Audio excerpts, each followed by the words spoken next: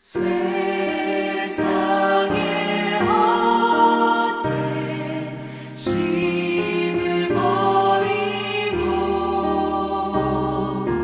하나님 이름 높여 기리세 온 천하 백성 모두 나와서 다 같이 하나님만 섬기세. 세상의 헛된 우상 버리고 인간의 모든 부귀 영화와 거짓과 불의 모두 버리고 온전히 하나님만 섬기세.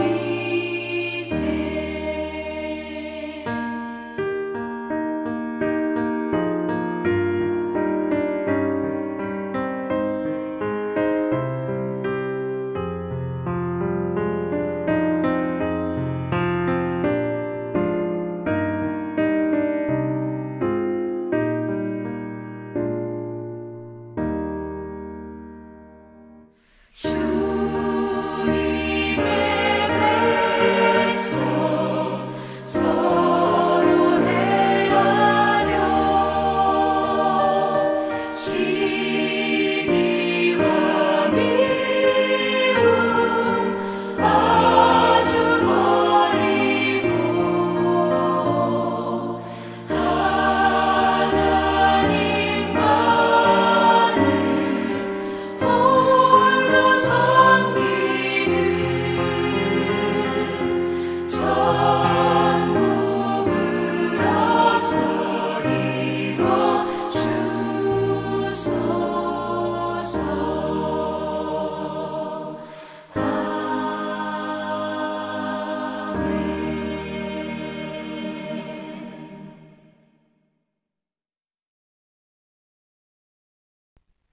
네, 오늘 말씀 생명의 면류관을 받을 사람입니다. 생명의 면류관에 대해서 오늘 사도 야고보께서 말씀하십니다. 여기서 저희가 잘 봐야 되는 게 있습니다. 왜냐하면은 많은 크리스찬들이 이거를 굉장히 쉽게 놓치기 때문에 그렇습니다. 생명의 면류관은요, 아무나 다 받는 게 아니라는 거예요. 먼저 첫째, 생명의 면류관은 주님을 사랑하는 자들에게만 약속이 된 겁니다.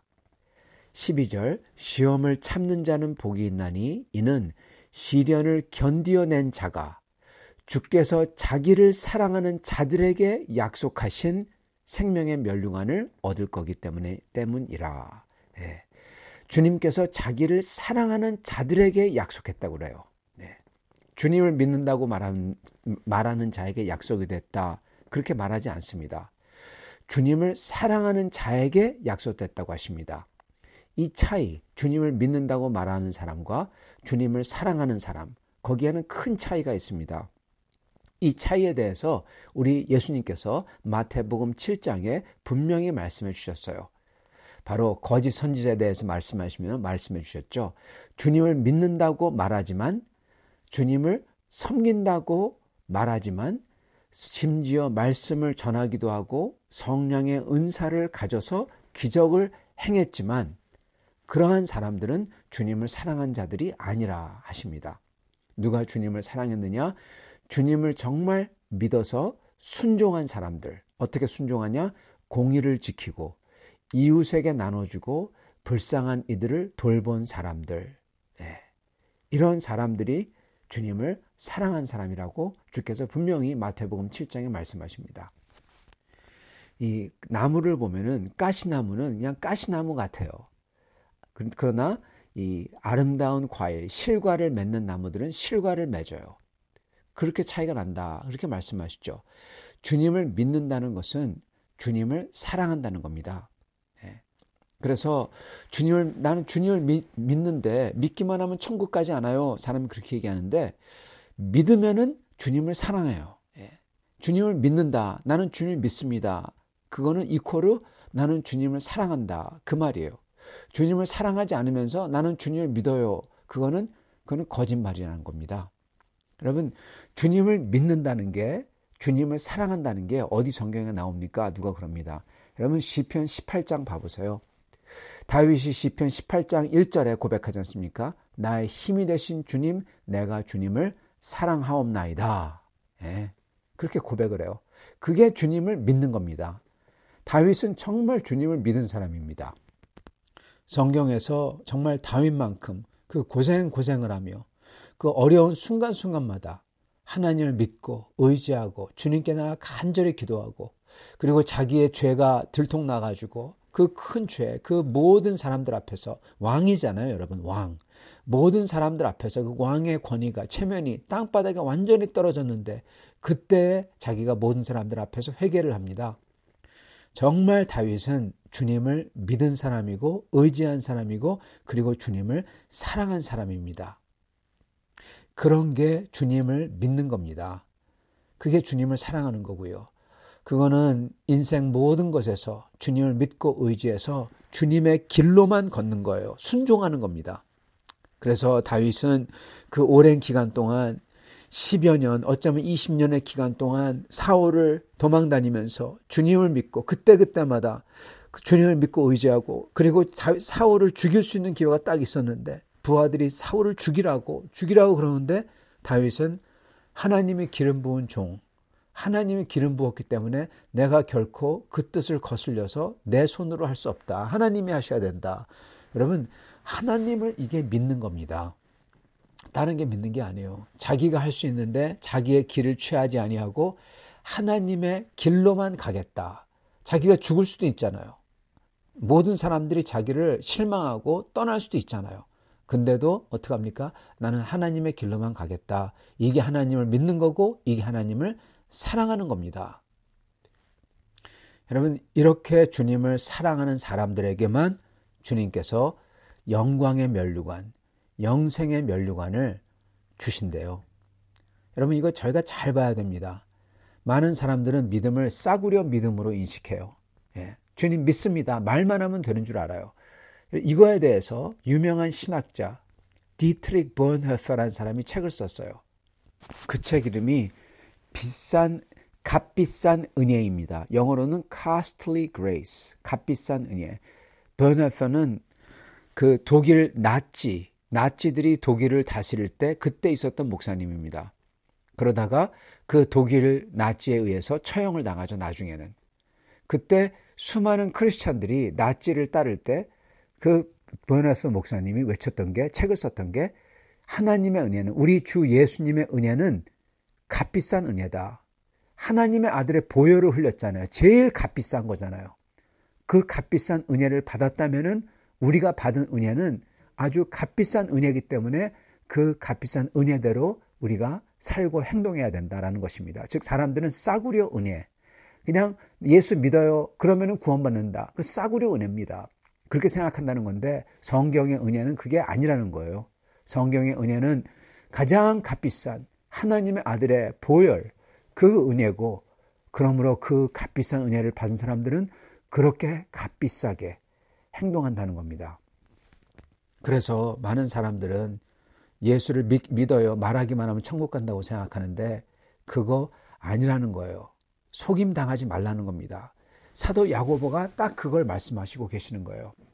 어떠한 사람이 천국에 들어가느냐, 주님의 그 값비싼 은혜를 받았다면은 그 값비싼 은혜대로 이 세상의 시험과 시련을 견뎌내고 그리고 주님을 사랑하는 겁니다. 그게 진짜 값비싼 은혜를 받은 사람의 반응이죠. 그렇게 주님을 사랑하는 자들이 바로 정말 주님을 믿는 거고, 그러한 사람들에게만 약속하신 생명의 면류관이라는 겁니다. 성도 여러분, 정말 나는 주님을 사랑하는지, 그 값비싼 은혜를 받았다면 나도 그렇게 주님을 값비싸게 사랑하는지 봐야 됩니다. 여기에 대해서 제가 헌금을 한번 얘기해 볼게요. 나 헌금 얘기하는 거 별로 안 좋아하는데 얘기해 볼게요, 여러분. 누가 이 헌금에 대해서 자꾸만 얘기하는 거 싫다 그럽니다. 저도 별로 좋지 않습니다. 근데 많은 사람들은 그 값비싼 은혜를 받았다면 주님께 정말 드리고 싶어야 되는데 어떤 사람들은 너무 완전히 그 주님께 인색해요. 그러면서 주님은 돈을 원하지 않는다. 주님은 내 마음을 원한다. 예, 맞습니다. 주님은 마음을 원하세요. 근데 마음이 움직이면은 여러분 지갑도 따라갑니다. 그래서 종교개혁자 마틴 루터가 그랬잖아요. 지갑이 회개하지 아니하면 그 사람은 회개한 사람이 아니다. 지갑이 회개하지 아니한 사람은 천국 못 간다. 그렇게까지 얘기했잖아요. 그 사람은 예수님 대신에 이 만몬, 돈, 자기의 욕망 또는 자기의 체면 이것 따른다는 겁니다. 저희가 주님의 그 고귀한 숭고한 그 보혈의 은혜를 받았다면 저희도 주님을 사랑해야 됩니다. 주님을 사랑한다는 것은 주님의 백성들을, 성도들을, 그리고 이 세상에 이 영생을 모르고 잃어버린 영혼들을 사랑하는 거예요. 섬기는 거예요. 그래서 마태복음에 나오는 것처럼 그 감옥에 갇힌 자를, 헐벗은 자를 섬기고 사랑하는 거고, 저희가 하는 모든 거에서 주님의 뜻을 따라 순종하며 그 많은 사람들 앞에서 다윗이 고백하며 회개한 것처럼 저희가 그 모든 것, 자존심과 창피와 지위와 그런 거 다 내려놓고 주님 앞에서 온전하게 행동하며 회개하며 나아가는 것입니다. 그리고 또한 승리의 면류관은요, 여러분, 두 번째로는 이 시험을 견뎌낸 자만이 승리의 면류관을 얻는다고 하셨어요. 12절, 시험을 참는 자는 복이 있나니 이는 시련을 견디어낸 자가, 그런 다음에 생명의 면류관을 얻는다, 이렇게 말씀하십니다. 여기서요, 시험이라는 건요, 어제도 말씀드렸지만은 두 가지가 있죠. 시련, 핍박 같은 시련이 있고 또 하나는 유혹입니다. 유혹을 받아서 시험 받는 거죠. 이 두 개 다, 두 개가 뜻이 있는데, 근데 이 두 개 다 견뎌야 된다는 겁니다. 먼저 시련, 핍박 같은 그러한 시련이죠. 그러한 시험을 견뎌내야 면류관을 얻습니다. 왜냐하면요, 저희가 주님을 사랑할 때 반드시 일어나는 게 있습니다. 그게 뭡니까? 시련입니다. 주님을 사랑하고자 하면 시련이 생겨요. 그걸 보고 바로 십자가라고 합니다. 우리 주 예수님은 하나님 아버지를 사랑하고자 했어요. 그럴 때 주어진 게 뭡니까? 십자가였어요. 그러면서 주님께서 뭐라고 하십니까? 제자들에게, 우리들에게, 나를 따르려면 네 자신을 부인하고 네 십자가를 지고 나를 따르라 그러셨죠. 우리도 하나님 아버지께 나아가려고 주님을 사랑하려고 했을 때 반드시 닥쳐오는 게 뭐냐? 십자가가 닥쳐온다는 겁니다. 그게 주어진다는 거예요. 시련이 주어진다는 거죠. 그러므로 주님 때문에 오는 시련을 견뎌내는 사람만이 생명의 면류관을 얻는다는 겁니다. 이거는 박해와 핍박과 어려움과 불편함과 이거를 다 주님의 뜻을 위해서 순종하려고 이걸 다 이겨내거나 이거를 짊어지는 겁니다. 자, 두 번째로는 시험을 이겨야 되는데 어떤 시험이냐? 유혹을 이겨야만 승리의 면류관을 얻는다는 겁니다. 오늘 말씀을 보면은 12절에는 시험 그러면서 시련과 핍박을 뜻하고 13절에는 사람이 시험을 받을 때 이렇게 나오는데 이거는 유혹을 뜻합니다. 이 둘 다 시련이나 유혹이나 둘 다 시험이라는 거예요. 어떤 시험이냐? 우리를 하나님에게서 떨어뜨리려는 그러한 노력인 것입니다. 그래서 이거를 이겨야 되는 거예요. 그래서 핍박이 와서 하나님에게서 우리를 하나님에게서 떨어뜨려 놓으려고 할 때 그걸 이겨야 되고, 그리고 유혹이 와서 그러한 시험이죠. 유혹이 와서 우리를 하나님에게서 떨어뜨려 놓으려고 할 때 이걸 또 이겨야 된다는 겁니다. 자, 그렇다면 이 유혹에 대해서 좀 살펴봐야 되겠습니다. 세 번째로는 이 유혹과 죄의 장성함과 그리고 영적 사망에 대해서 좀 봐야 됩니다. 이 세 개가 다 연결되어 있어요. 이러한 유혹의 시험인데 핍박이 아니라 유혹이에요. 이러한 유혹의 시험은 우리 주님이 주시는 게 전혀 아니라고 말씀하십니다. 이걸 먼저 알아야 돼요. 16절 내 사랑하는 형제들아 속지 말라. 온갖 좋은 은사와 온전한 선물이 다 위로부터 빛들의 아버지께로부터 내려오나니 그는 변함도 없으시고 회전하는 그림자도 없으시니라. 14절 오직 각 사람이 시험받는 것은 자기 욕심에 끌려 미혹됨이니 욕심이 잉태한 즉 죄를 낳고 죄가 장성한 즉 사망을 낳느니라. 네, 아멘. 여러분 시험은 누구한테 온다고요?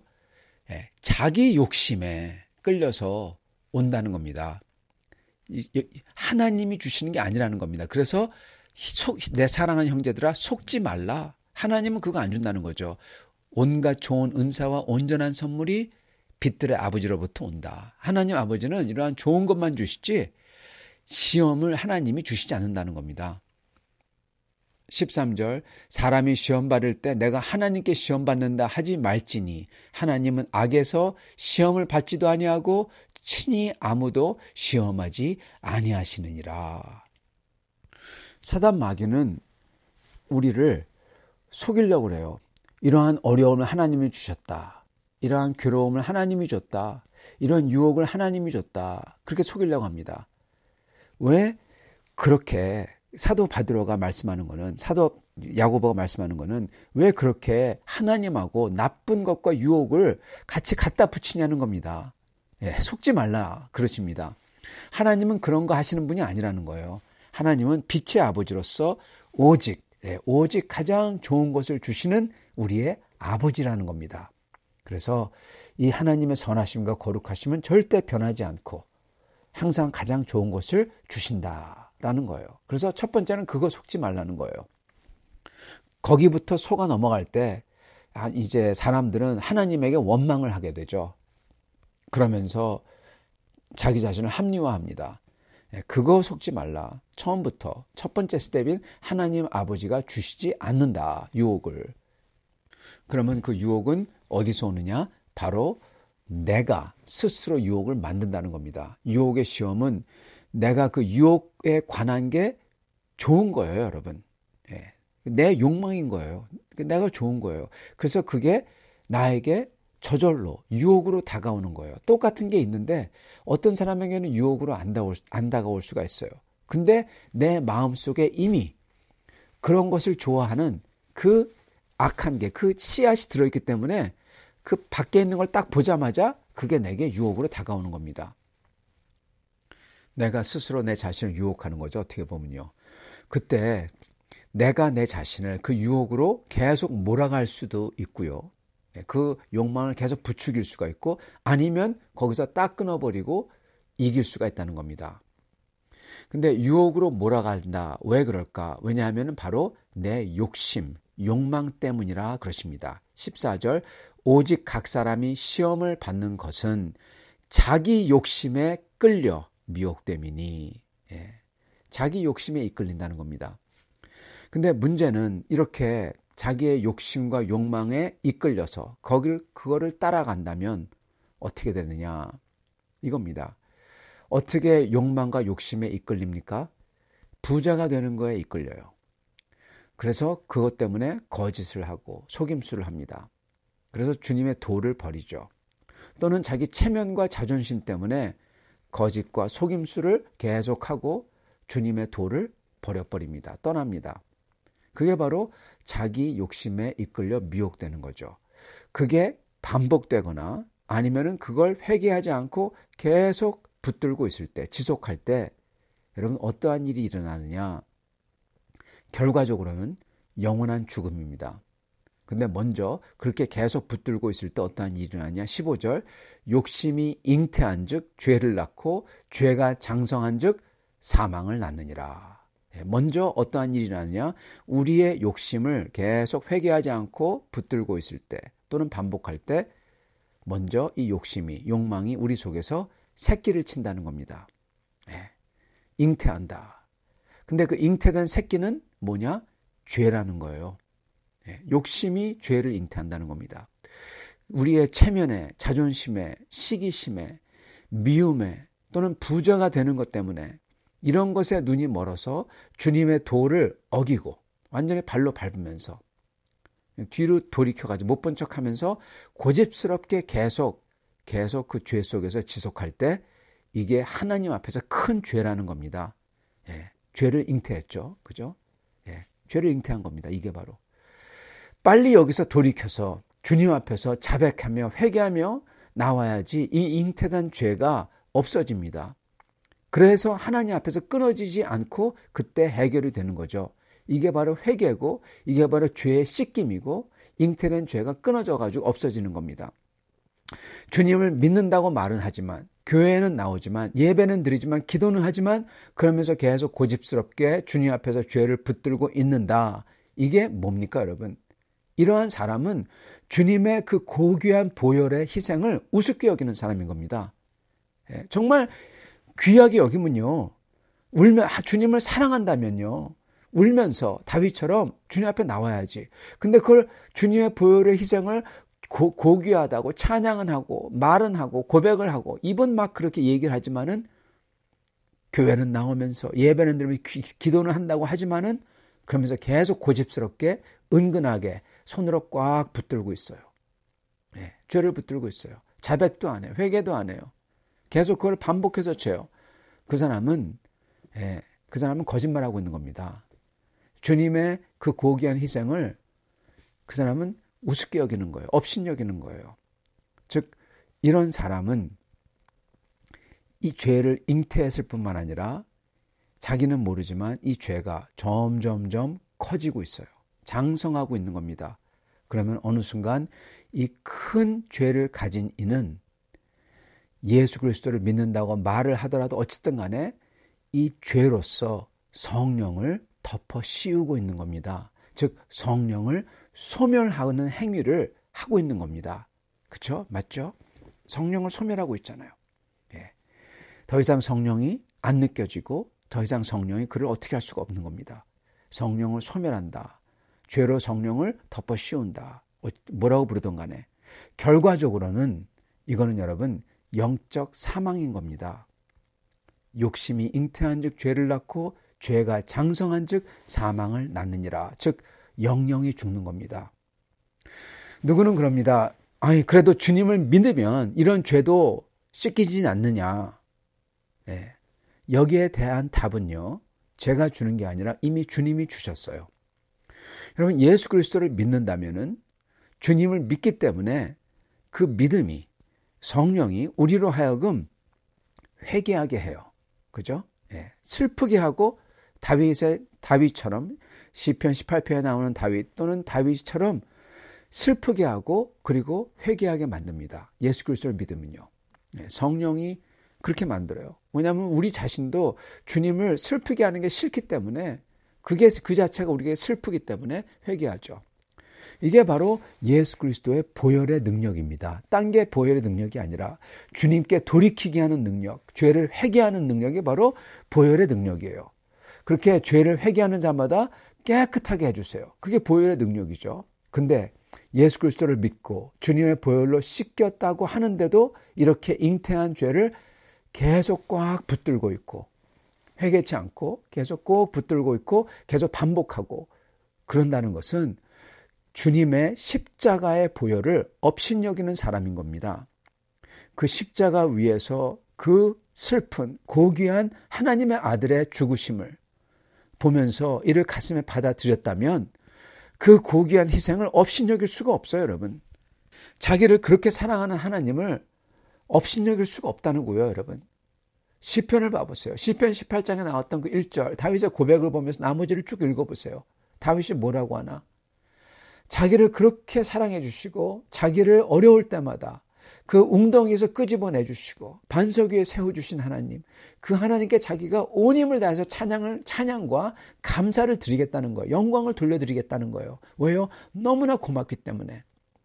이게 바로 하나님의 은혜를, 보혈의 은혜를, 그 귀한 값비싼 은혜를 받은 사람의 태도인 겁니다.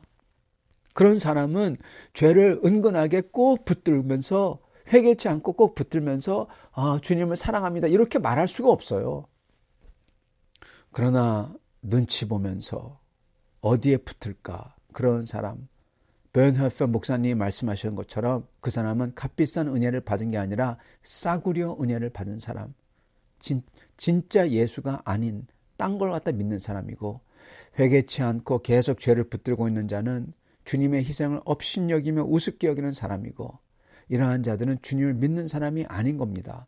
즉 이렇게 주님의 십자가 희생을 업신여기면서 죄를 붙드는 것은 성령을 소멸하는 것이요, 성령에게 그러므로 죄 짓는 것입니다. 그리고 성령에게 죄 짓는 것은 예수님께서 분명히 말씀하시지만 용서받지 못하는 죄다, 그러셨던 것입니다.